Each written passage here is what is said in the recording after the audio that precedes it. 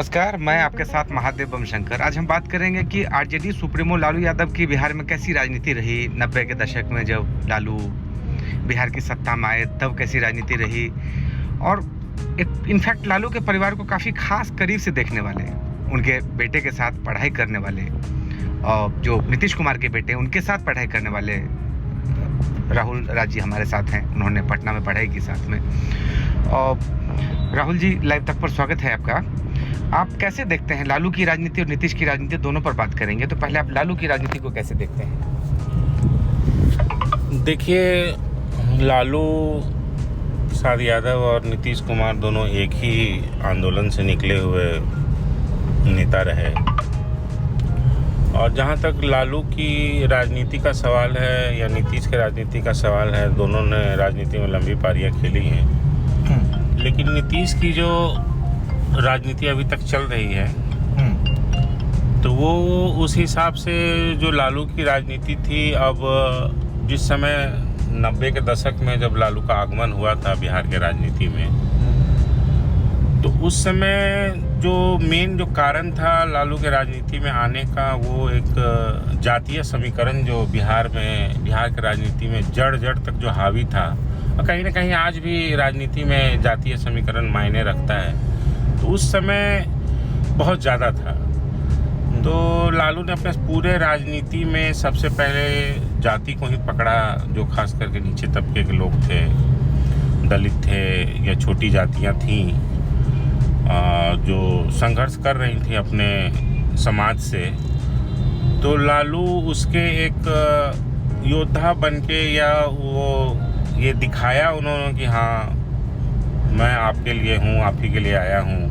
उनका तौर तरीका, राजनीति में बोलने का तरीका, उनके घरों में जाना, एक जाति होती थी मुसहर, जिसके गांव में जाना, उसको नहाना, चरवाहा विद्यालय। अब पूरे उस दौरान उनके किए गए काम को या बोलने का तरीका, शैली, भाषा पे अगर आप ध्यान देंगे तो सारा कुछ जो था वो जातीय समीकरण में फिट बैठता था। तो उन्होंने पूरे राजनीति बिहार में जितने भी समय उनका राजनीति चला, तो नीचे के तबके का वोट और खास करके यादव से आते थे, तो उनका भी वहाँ पे 14-15% वोट होता था, और उसके साथ उन्होंने मुसलमानों को भी साधा, अपने साथ लिया। तो यही समीकरण उनका पूरा का पूरा उसी पे उनका समीकरण रहा। उस समय अगर आप देखिएगा तो जातीय संघर्ष में जो नक्सल वहाँ पे काफ़ी हावी था, दो तरह के होते थे, रणवीर सेना और माले। तो उस दौरान की घटनाओं को अगर आप देखिएगा तो साफ साफ ये पूरा चिन्हित होता है कि बिहार में जातीयगत आधारित राजनीति और सामाजिक लड़ाई के अलावा कुछ था नहीं।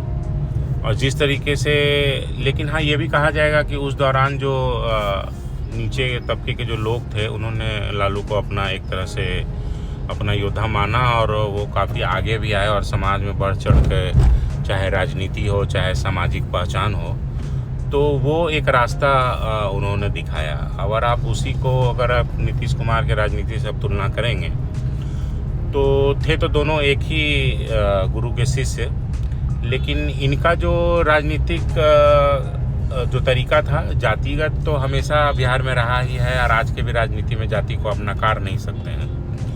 लेकिन उसके बाद अगर आप देखेंगे तो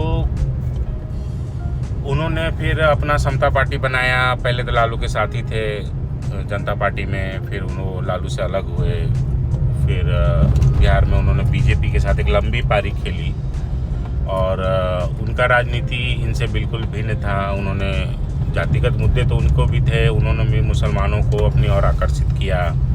दो तरह के मुसलमानों के लिए भी उन्होंने, जो मुसलमान होते हैं तो उनको भी उन्होंने खींचा उसमें से, तो उनको ले दे के वो चीज़ें काफ़ी बदलती रही। तो धीरे धीरे लालू फिर आपको 5, 7, 8 साल केंद्रीय राजनीति में आ गए बिहार से, समझिए कि रहा। बीच में थोड़ा कमबैक भी हुआ। फिर उसके पहले जब तक लालू सत्ता में थे बिहार के, तो नीतीश आपको केंद्र में रहे, तो लेके दोनों आपस में। लेकिन इधर पिछले 4-5 सालों, 7 सालों, 8 सालों की बात करेंगे तो उसमें लालू कहीं पीछे छूट गए थे। और अब जाके जब उनके बेटे ने पार्टी संभाली है, तो थोड़ा उसमें अब बिहार में ध्रुवीकरण का एक नया दौर चल रहा है, तो चीज़ें हो रही हैं। राहुल जी, लेकिन एक सवाल ये उठ रहा है कि लोहिया आंदोलन से निकले थे, चाहे नीतीश हो लालू हो, लेकिन फिर दोनों की राहें जुदा हो गई आफ्टर 97, 98 और अलग दोनों राजनीति की। तो ये क्या वजह रही देख रहे हैं आप अलग होने की दोनों को? देखिए, राजनीति तो राजनीति होता है।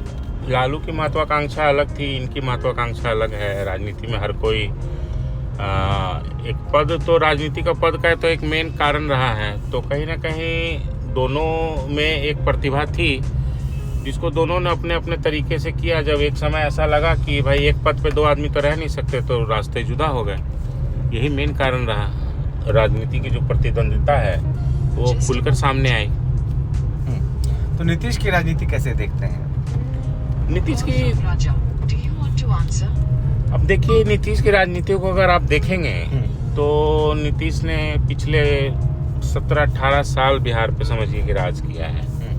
और बिहार आज जो है या नहीं है, विकास हुआ नहीं हुआ, वो सारा दारोमदार आज के डेट में नीतीश कुमार का ही रहा। लालू का अगर कार्यकाल देखें तो 10 साल का रहा, उसके बाद तो लगातार नीतीश रहे। और एक तरह से जो आज के समय में जो शब्दों का बड़ा बोलबाला होता है, डबल इंजन की सरकार, तो समझिए कि पिछले 10 सालों में डबल इंजन की सरकार भी रही और नीतीश ने डबल इंजन के सरकार के साथ काम किया।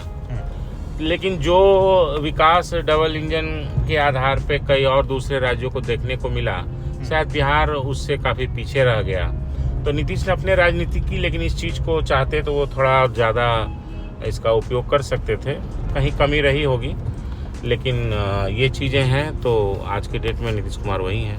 नीतीश को उनके धुर विरोधी अक्सर जंगल राज के लिए याद करते हैं, लेकिन लालू ने कई काम भी किए हैं। उन्होंने कमजोर के आवाज़ बने, वो आवाज़ दी उन्होंने। तो आप उनकी उपलब्धियां क्या देखते हैं? देखिए, लालू का जहाँ तक उपलब्धि की बात है, सबसे बड़ा जो उपलब्धि है उनका समाज को जो उन्होंने एक निचले तबके के लोगों को जो आवाज़ दी, आज भी उसके लिए उनको जाना जाता है। देखिए, ये भी एक सामाजिक आंदोलन मानिए, बहुत अपने आप में बहुत बड़ी चीज़ है कि आप समाज के उस पायदान पे लोगों को आपने उठाया जो शायद उठने बैठने के लायक भी एक ज़माने में नहीं थे। तो वो भी अपने आप में काफ़ी था। देखिए, बिहार पहले से भी काफ़ी पिछड़ा रहा है। अगर आप 90 के दशक के पहले की चीज़ें देखने जाएंगे तो आपको ऐसा नहीं लगेगा कि बिहार बड़ा विकसित था। लालू के हाथ में जो बिहार आया वो बहुत ही विकसित बिहार था। ठीक है, सारी चीज़ें गौण रह गई, चीज़ें वही रह गई, सिर्फ जातीय समीकरण का।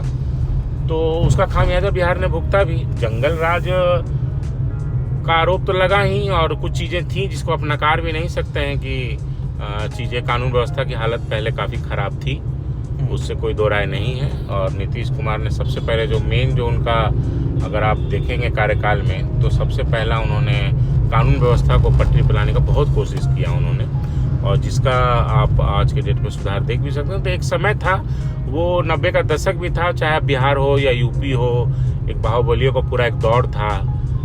कई ऐसे नाम उस दौरान हैं जो आते थे, चाहे यूपी हो चाहे बिहार हो।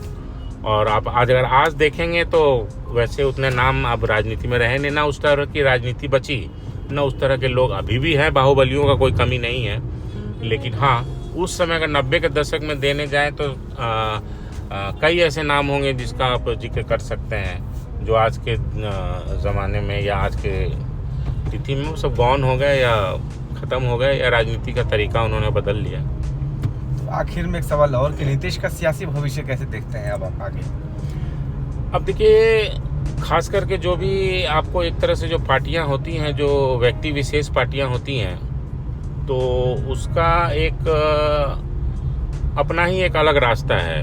चाहे बसपा हो, चाहे राजद हो, चाहे आपको समाजवादी पार्टी हो। मुलायम सिंह ने पार्टी चलाई, उसके बाद अखिलेश चला रहे हैं। लालू ने पार्टी चलाई, अब तेजस्वी चला रहे हैं।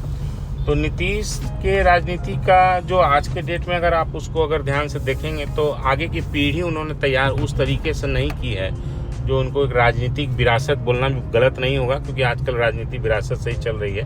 परिवारवाद कहने के लिए चीज़ें हैं, सभी लोग उसी हिसाब से चल रहे हैं। तो थोड़ा हाँ, एक गैप तो है उनके पार्टी में। जी, लाइव तक से बात करने के लिए बहुत शुक्रिया राहुल जी आपका।